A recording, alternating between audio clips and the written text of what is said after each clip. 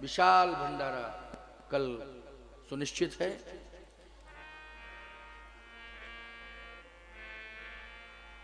जीवन में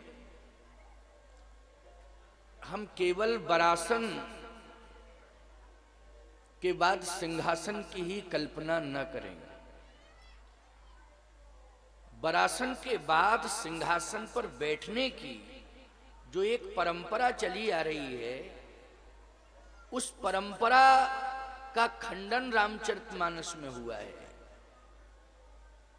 आप कहोगे महाराज खंडन, वरासन के बाद सिंहासन पर ही तो बैठना चाहिए। जीवन में आसनें 4 होती हैं, लेकिन भूल यही है कि केवल हम सब मिलकर 2 ही आसनों को स्वीकार कर रहे हैं, 2 का त्याग कर रहे हैं।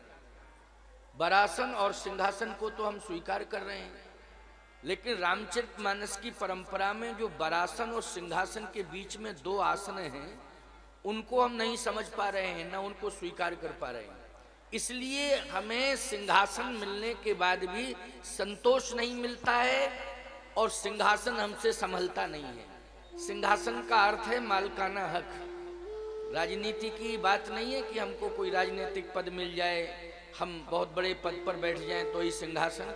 अरे भाई, तुम अपने घर के राजा हो, घर के मालिक हो। घर का संचालन एक व्यक्ति करता है, मालिकाना हक उसे मिलता है, लेकिन वो संचालन तो करता है, लेकिन उसके जीवन में विफलता रहती है। वो कहता है कि हम अपनी गृहस्थी से संतुष्ट नहीं हैं। या तो परिवार साथ नहीं देता है, या वह व्यक्ति अपरिपक्व मस्तिष्क है, इसलिए सुचारू रूप से संचालन नहीं कर पा रहा है।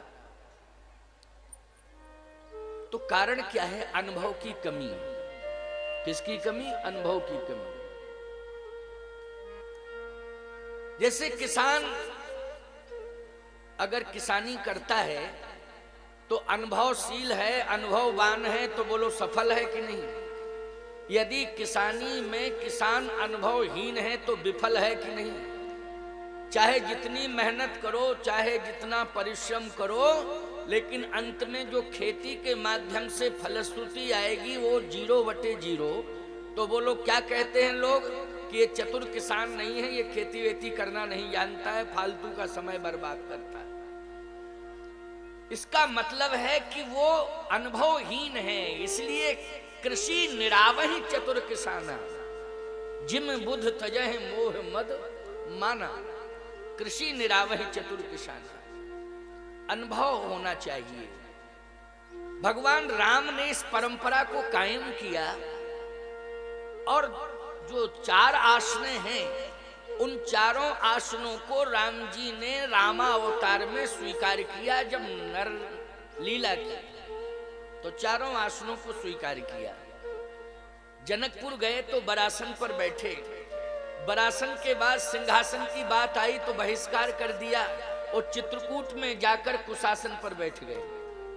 अच्छा भाई, चित्रकूट 11.5 साल तक रहे और चित्रकूट से आगे चले तो भगवान राम ने लंका के त्रिकूट पर्वत पर कुशासन को स्वीकार कर लिया। और कुशासन पर बैठने के बाद राक्षसों का विनाश करके भगवान जब वापस अयोध्या आए तो राम जी ने सिंहासन को स्वीकार कर लिया। सब दुज देहो हरस अनुशासन, बैठे हैं रामचंद्र सिंहासन। तो ये परंपरा। ये 2 बीच की आसनें क्या है? चित्रकूट अति विशाल संकुल सुर तरु तमाल, निवसत जह नित कृपालु राम जानकी। तुलसीदास जी महाराज कह रहे हैं, चित्रकूट अति विशाल संकुल सुर तरु तमाल, निवसत जह नित कृपालु राम जानकी। चित्रकूट में भगवान मंदाकिनी के तट पर विहार कर रहे हैं, कामदगिरि पर पर्णकुटी बनाकर निवास कर रहे हैं। लेकिन कामदगिरि पर जो पर्णकुटी बनी है, उस पर्णकुटी में भगवान बैठे किस पर हैं? कुशासन पर। एक कुश की आसन है, उस कुशासन पर भगवान बैठे हुए हैं।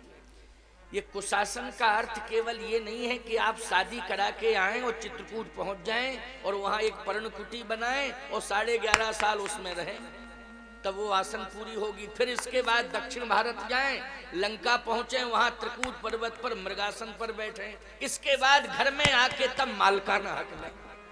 तो बोलो ये संभव है? कथा में हम कह के चले जाएंगे, ना आप स्वीकार करोगे ना आपकी पीढ़ी स्वीकार करेगी। यही और कहेगी कि महाराज ने कहा सो महाराजा ही बैठे हैं आसनों पर, हम तो अपने घर में जैसे बैठे हैं वैसे ही बैठे रहेंगे। कैसे निर्वाह हो सकता है? चित्रकूट 11.5 साल रहें शादी के बाद, इसके बाद फिर घर भी लौट के ना आए, चित्रकूट से सीधे लंका पहुंच जाएं, वहां जाके मृगासन पर बैठे, तब घर में आकर के मालिक बने, तब मालकाना हक मिले। ये संभव ही नहीं। लेकिन समाधान बहुत बढ़िया है, भगवान राम ने तो करके दिखाया है। लेकिन तुम्हारे लिए कलिकाल में सुविधा है। देखो कलयुग में, कलयुग सम नहीं आन जुग जो नर कर विश्वास, कलयुग सम नहीं आन जुग जो नर कर विश्वास, गाय राम गुण गण विमल भव तर विनय प्रयास। कलयुग में तो इतनी बड़ी प्रभुता है, इतनी बड़ी कलयुग की महिमा है कि कलिकर एक पुनीत प्रतापा, मानस पुण्य होए नहीं पापा। कलयुग में तो आप मानसिक अगर पुण्य ही कर लें, मन से पुण्य, अगर मन से अच्छा सोच लें, मन से ही भला कर दें लोगों का, मन से आपकी अच्छी विचारधारा हो जाए, मन से ही आप सबका भला करने लग जाएं, तो याद रखना शरीर भले ही आपका उस कार्य में नहीं लगा है, लेकिन मन आपका शुद्ध है, पवित्र है और दूसरों के हित की सोच रहा है, तो कन्फर्म है कि आपको पुण्य अवश्य मिलेगा। और यदि आप हाथों से पुण्य कर लें तो कहना ही क्या फिर, लेकिन मन से ही सोच लें तब भी आपको इसका लाभ मिलेगा। लेकिन शरीर से अगर आप मन को जोड़ देते हैं तो कहना ही क्या, अच्छा मन है और फिर अच्छा मन जहां गया है वहां शरीर भी हमारा चला गया, तो कहना ही क्या, सोने में सुगंध, समझ गए हो ना। लेकिन यदि हमारा मन विचलित है और गलत कार्यों की ओर जा रहा है, गलत स्थान पर जा रहा है, तो वहां शरीर को मत ले जाओ। फिर मन के साथ अगर शरीर चला जाएगा तो अपराध निश्चित हो जाएगा और कन्फर्म हो जाएगा। कबीर दास जी ने इस बात को कहा, मन जावे तो जान दे, दृढ़ कर राख शरीर, और उतरी धरी कमान है तो कैसे लागे तीर। कबीर दास जी ने कहा गलत जगह पर मन जाता है तो शरीर को मत ले जाओ, और यदि अच्छी जगह पर मन पहुंच गया है कोशिश करो शरीर भी हमारा वहां जावे। और यदि शरीर हमारा वहां नहीं पहुंच पा रहा है, असमर्थता है, लेकिन मन हमारा पहुंच गया, जैसे बहुत से लोग हैं शरीर से असमर्थ हैं, नहीं चल पा रहे हैं, 2 कदम नहीं चल सकते, लेकिन यज्ञ हो रहा है, वहीं से बैठे बैठे कह रहे भगवान हम शरीर से तो नहीं लेकिन मन हमारा वहीं रखा है, प्रवचन में हमारा मन है, यज्ञशाला में हमारा मन है, जहाँ पाठ चल रहा है वहाँ हमारा मन है, जहाँ पर माँ भगवती का दिव्य दरबार है वहाँ हमारा मन है, जहाँ पर संत भक्त बैठे हैं वहीं हमारा मन है। तो मैं सत्य कहता हूँ घर बैठे ही उन्हें पुण्य मिल रहा है। ये कली का प्रभाव है, घर बैठे ही उन्हें पुण्य मिल रहा है। और बहुत से लोग ऐसे भी हैं जो कहते हैं चल के देख तो आवे हो क्या रहा है, और फिर आके देखेंगे अरे ये सब नाटक हो रहा है। बोलो ईमानदारी से, नरक ही जाना पड़ेगा सीधा, कहीं कोई गुंजाइश नहीं। इसलिए मैं कहता हूं अच्छा कार्य हो रहा हो तो मन से समर्थन करो, और तन यदि सक्षम है तो तन को सेवा में लगा दो, और यदि भगवान ने धन दिया है तो उस धन को भी समर्पित कर दो अच्छे कार्यों में। इससे बढ़िया पुण्य कार्य और क्या हो सकता है। तो मैं कहना ये चाहता हूं, आप सब बुद्धिजीवी हैं, सुनना कुशासन का अर्थ क्या है। कुशासन का अर्थ है कि प्रत्येक व्यक्ति अपने जीवन में कुप्रवृत्तियों को आने न दे, उन पर नियंत्रण रखे, कुप्रवृत्तियों पर नियंत्रण रखे। समझ गए हो ना। जैसे आसन पर हम बैठते हैं तो आसन पर हम बैठते हैं तो निश्चित रूप से जैसे मृगासन है, मृगासन तो याद रखना, मृग की आसन, बाघंबर, ये सब जो आसनें हैं, ये आसनें हमारे साधना की बहुत बड़ी सहयोगी हैं।